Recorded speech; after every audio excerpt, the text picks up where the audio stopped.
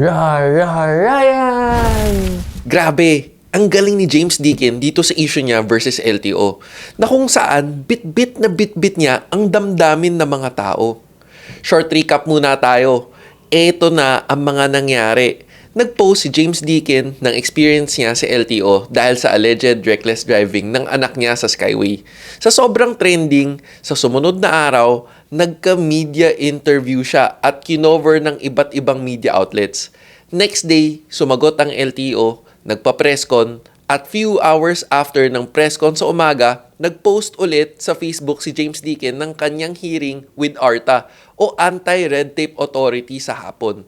Tapos, yung pang-apat na araw, meron na naman post si James Deakin. Ang init ng issue. Quick summary muna tayo without drama. 4 lang. Yung traffic violation, masyadong mabigat.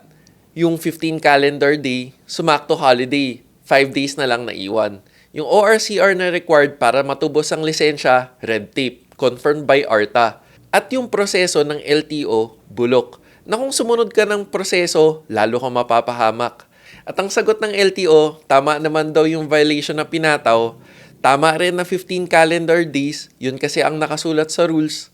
Yung ORCR requirement kasi wala naman daw napakita last time at hindi registered ang kotse na gamit. In short, walang ORCR. Kung hindi nyo pa napapanood yung previous episode, panoorin nyo kung ano yung mga nasabi natin doon.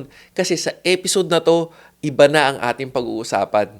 Bago natin umpisan ang discussion ng Day 4 post ni James Deakin, discuss muna natin bakit ako nagagalingan sa kanya. Kasi sobrang galing niya magpalaki at magpaliit ng issue. Una, nagawa niyang napaka-big deal yung reckless driving na isa daw tong criminal offense sa Pilipinas. Nadala niya ang mga taong bayan pero hindi naman ito criminal offense. At sa tagal niyang motoring journalist, tingin mo ba hindi niya alam yun? Pangalawa, yung 15 calendar day settlement. Christmas season, gumawa ng traffic violation yung anak niya, realidad yun. Pero, imbes magmadali dahil konti na nga yung mga araw, Sabado pumunta. Tapos, dahil sarado, napamukha niya nag-effort siyang pumunta at hindi reachable ang LTO. Kahit na common sense naman na sarado ang opisina ng gobyerno ng Sabado. 'Di ba? Pangatlo, yung ORCR na pinamukha niyang red tape. Kasi wala naman daw purpose ang ORCR sa pagtubos ng license. No enforcement purpose. Pero, sa totoo, wala pala siya nun. Di ba? No registration, no travel. At yung pang-apat, na nagrereklamo siya na bulok na proseso ng LTO. Pero in reality, hindi naman siya sumunod. Puro lang siya reklamo at tagbato ng pagkukulang ng LTO. Sa apat na to, lahat napabig deal niya. Pero ang tunay na problema ay yung pagsingit ng anak niya sa double yellow lane na nag-cause ng traffic sa Skyway. At dahil inaamin naman niya, napamukha niyang hindi ito ang problema. Okay, dito na tayo sa new post niya. Dito, sinabi niya may bagong violation charges sa kanya, unregistered vehicle. Tapos eto na naman na hindi daw to tungkol sa anak niya na nagka-traffic violation.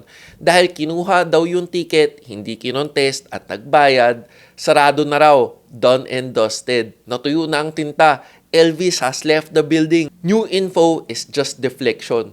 Pero paalala ko lang, 'di ba? Siya yung maraming sinabi. Ang main issue daw ay yung 15 calendar day deadline. Yung demand ng ORCR, wala si Citizens Charter. At ito daw ang mga tanong na gusto masagot ng mga tao. Teka, ba't parang dinamay mo yung ibang tao? Sa totoo, siya lang to, di ba? Paalala ko lang, sa previous post o interview, pinamukha niya na may ORCR ang kotse na dapat meron ang LTO kasi nasa kanila yung record. Dito ulit sila nagka-problema. Pagdating sa opisina ng LTO sa East Avenue sa Quezon City, sarado raw ito at maghihintay pa sila ng 8 araw dahil sa January 5 pa ulit ang balik opisina. Kahapon, bumalik ulit sila Deakin.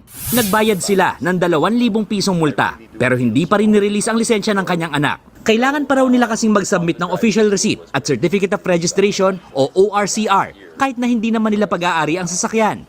Kahit nalalabuan sa requirement na yan sina Deakin, sumunod pa rin sila. Nung araw ding iyon, isinumite nila ang ORCR. pero hindi pa rin daw makukuha ang lisensya sa dahilang lagpas na sila sa 15-day deadline. Kasama sa mga binilang na araw ay yung mga holiday na sarado naman ng LTO. Tapos, nung nag-press conference ang LTO to answer a question nobody asked whether his son violated traffic rules, again, this was never the question.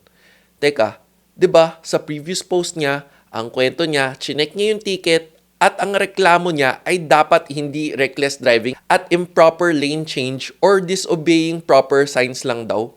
Ano yun? Kapag iba, hindi pwede mag-clarify, siya lang. Tapos, na-condemned daw siya for using social media at hindi na lang daw tinapos offline. Okay, tapos ito na yung kwento niya noong December 20.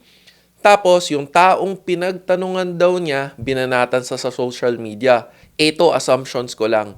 Malamang, binanatan siya kasi disappointed siya sa ginawa ni James after ng kanilang convo. Tapos, pagdating ng January 6, sumagot daw ang LTO na mag-iimbestiga, pero pinpublic daw yung findings. Teka, bakit parang nadidismaya siya? 'Di ba? Public rin naman niya kinuwento ang statements niya. Hindi daw to due process at trial by publicity, which is yun rin naman ang ginawa niya para sa issue niya na ang dami palang sabit sa mga statements niya. Tapos, next paragraph, hugas kamay na hindi pala ito registered. Loaner car lang, bla bla bla bla bla. Pero 'di ba, sa previous post niya, sabi niya, came back with the documents. Okay, alam ko, meron mamimiloso po na hindi naman daw ORCR ang sinabi niya. Pero remind ko lang, sinabi niya to or kwento niya ng January. Kailangan pa raw nila kasing mag-submit ng official receipt at Certificate of Registration o ORCR kahit na hindi naman nila pag-aari ang sasakyan. Kahit nalalabuan sa requirement na yan sina Dikin, sumunod pa rin sila. Nung araw ding iyon, isinumite nila ang ORCR. Dapat alam na niya pala na hindi pala registered ang sasakyan nung December pa lang. Tapos ngayon, bigla siyang nagulat. Gagi, nabuking ko ba na gumagawa siya ng kwento sa post niya?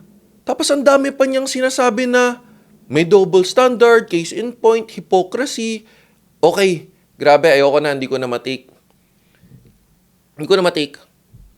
Bounce na ako. May kipagkwentuhan na lang ako sa barbero ko kaysa dito.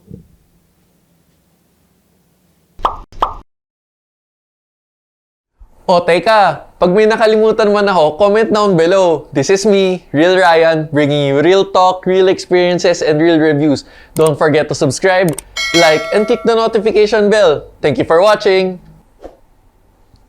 Peace.